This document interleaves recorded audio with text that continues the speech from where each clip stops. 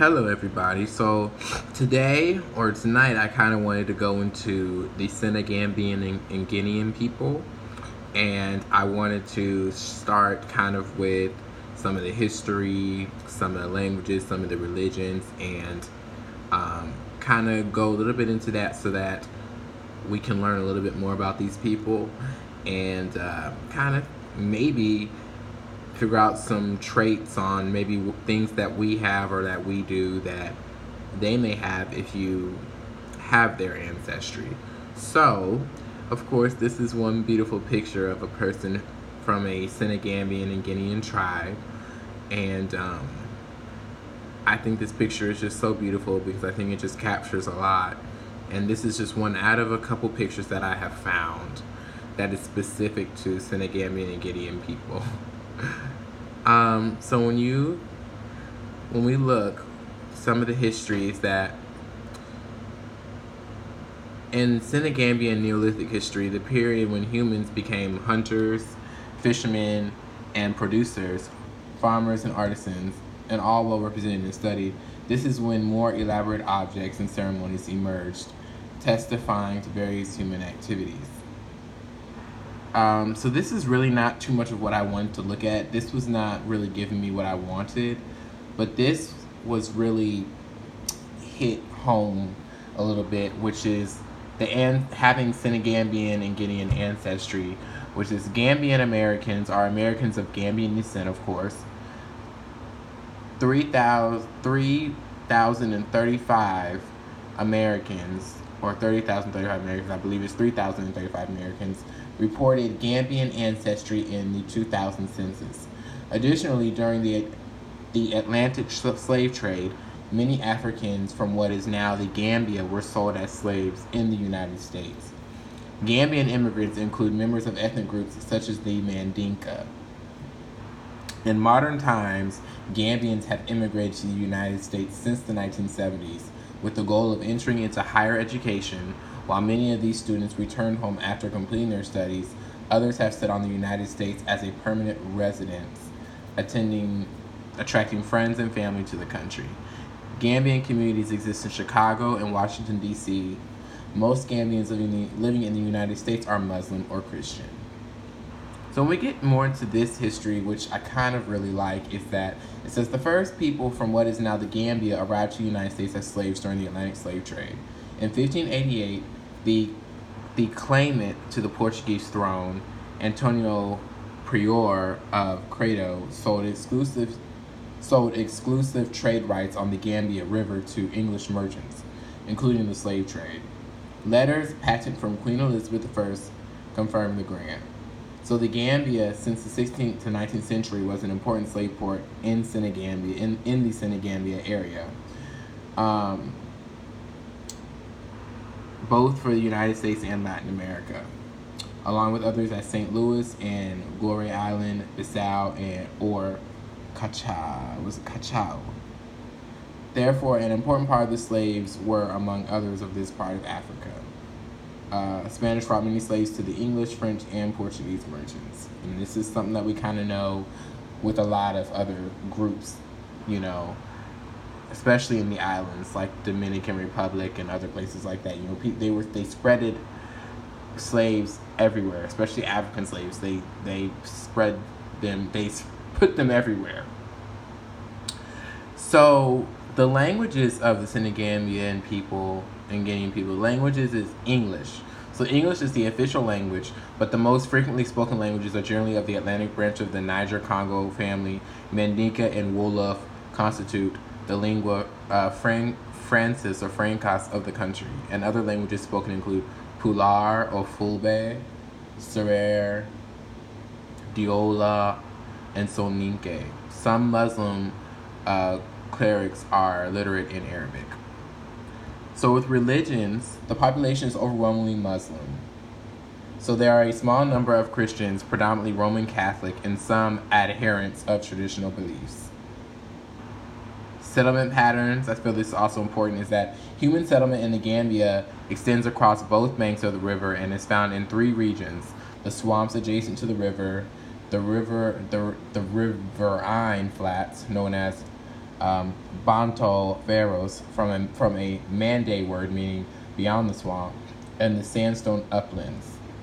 So this river they're talking about is actually, if you go up, it says that the Senegambia is in the narrow sense a historical name for a geographical region in West Africa, which lies between the Senegal River in the north and the Gambia River in the south. So these are the two rivers, and they're talking about one of the rivers. It may be the Senegal River, but anyways.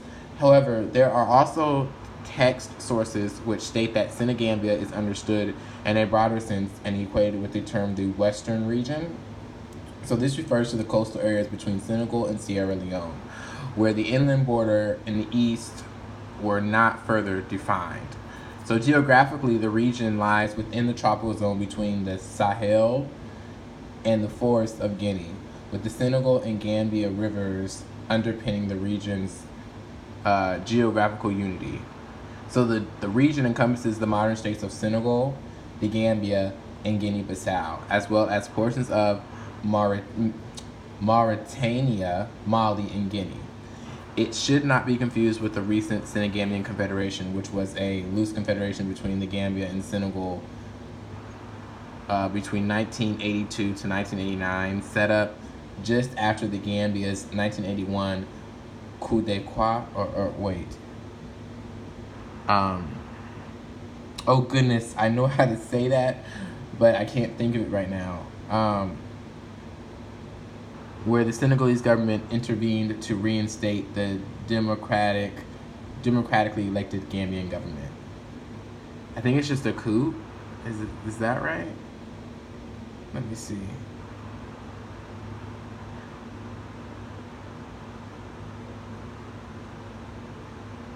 I can't remember how to say that. I've heard it before though. I've seen it. It's so similar. So when we go to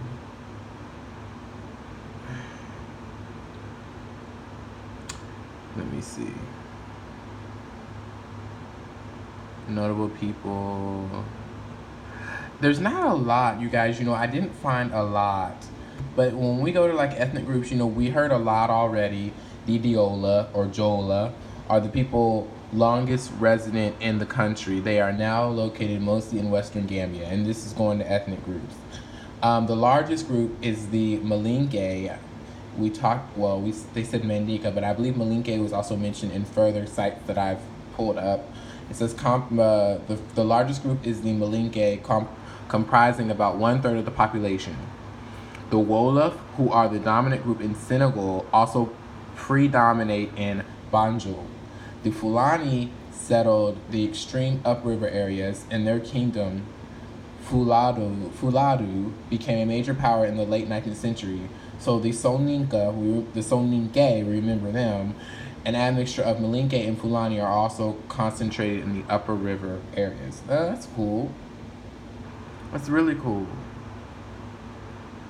So we can go to agriculture, forestry, and fishing. So demographic trends is the population growth rate and infant mortality rate. Is this what I'm looking for? No, that's not. Sorry. Gambian agriculture can be described as a classic monoculture. Peanuts, ground nuts are the most valuable agricultural commodity. Land is cleared by the slash and burn technique, but farmers practice conservation. Most land is held in common by the villagers, and there is a sharp division of labor with men involved in planting, cultivating, and harvesting cash crops, while women cultivate subsistence crops such as cassava, manioc, manioc, yams, eggplant, tomatoes, rice, and lentils. There are citrus orchards in the western area near Banjul. Oh, wow. Wow. So I wanted to look up, it was something that was said, the slash and burn technique. So I'd really like to learn a little bit about that.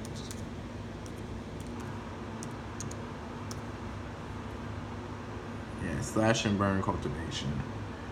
So slash and burn cultivation is a form of shifting agriculture where the natural vegetation is cut down and burned as a method of clearing the land for cultivation. And then, when the plot becomes infertile, the farmer moves to a new fresh plat and does the same again. Wow. Interesting. So as we continue to look at photos, as we're learning more about these people, I found another nice photo, which is this photo right here. It's another beautiful Gambian woman. And then we also have a picture of a Gambian man right here. And if I click on it, I don't think it's going to take me to where I want to go. I think it's, yeah, it goes to Senegambia. So here's more pictures. So that's good. So I don't know if this will open yet. It's not opening like I want it to open. But here are some pictures, more pictures that we can just kind of scroll through and look at. I wanted to really look at like the clothing. And I think it's just nice, kind of. I think I could look at the clothing if let me see.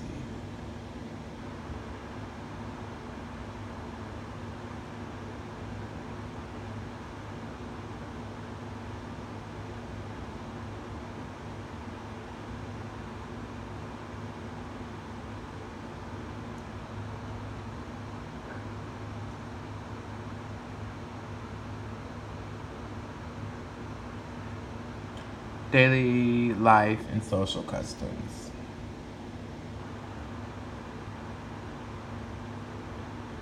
So the Gambia is a multi-party republic.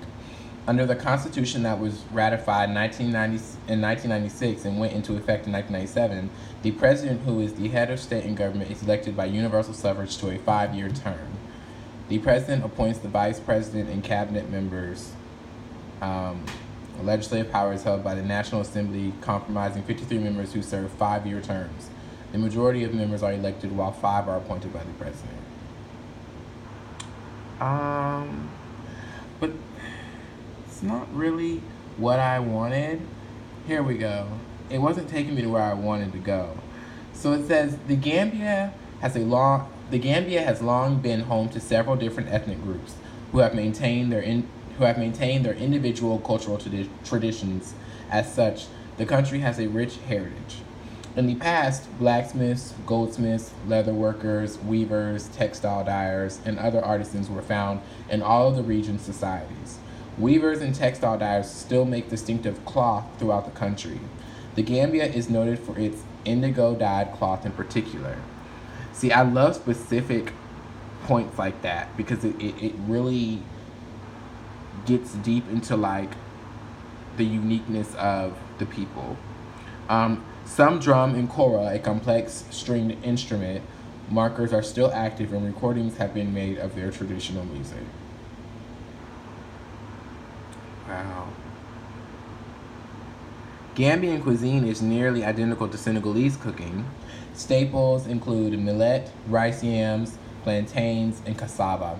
Manioc, which I believe we did go through. Fish, both dried and fresh, as well as sauces made from fish and peanuts, dominate the diet throughout the country. Millet and rice porridges are often served as breakfast. Gambians, especially those in Banjul and up-country towns, wear both traditional West African clothing as well as European-style dress.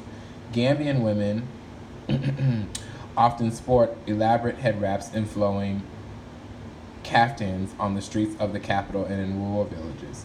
Men typically wear traditional shirts and Western pants, but on Fridays and Muslim holidays, they wear traditional Arab dress and skull caps, especially when going to the mosque. Wow. So this is about all I can get to right now with these people, but we will definitely get more into this later. I found so much while doing this video, and I enjoyed getting through this video with you guys. So please just look out for another video because it's coming. But I appreciate just being able to do this with you guys. All right, guys. Talk to you later. Bye.